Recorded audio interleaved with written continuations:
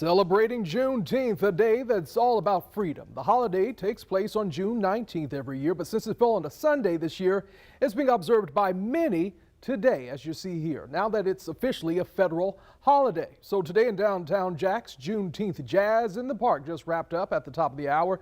It was full of music, food, and fun, all to remember June 19th, 1865. That's when the last African-American slaves in Texas were finally free 2 months after the Emancipation Proclamation was signed. That's when they found out about it. With Juneteenth, we need to keep it alive.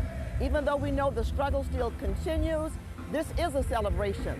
The celebration is basically for the enslaved people who were housed long time ago and didn't have that opportunity.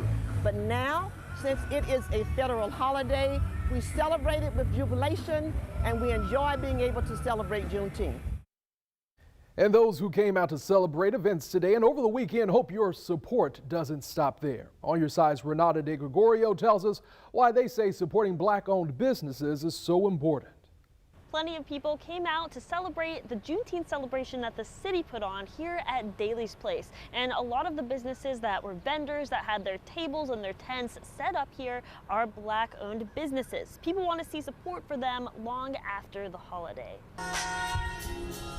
A weekend of music and festivities commemorating Juneteenth. But when the music stops and you may have a day off for the federal holiday, what will you do with it? It's just about supporting all the time. The event is great, right? It's one time, but there's so much more work to do. Right, so it's Juneteenth, so get your snow cone, but also get thinking about ways that you can add to a more equitable world.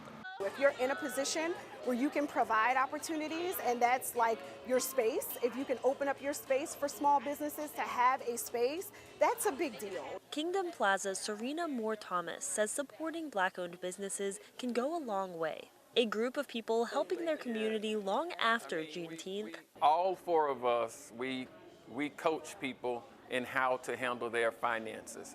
This group from Wealth Watchers. Of course, they help everyone, but under the light of Juneteenth, this can especially mean helping close the racial wealth gap. The average Black household earns about half as much as the average white household, according to the Federal Reserve. Financial education, it includes workforce training, so we do everything we can to help elevate those families. Figuring out how you can provide opportunities is what they hope you take away from Juneteenth.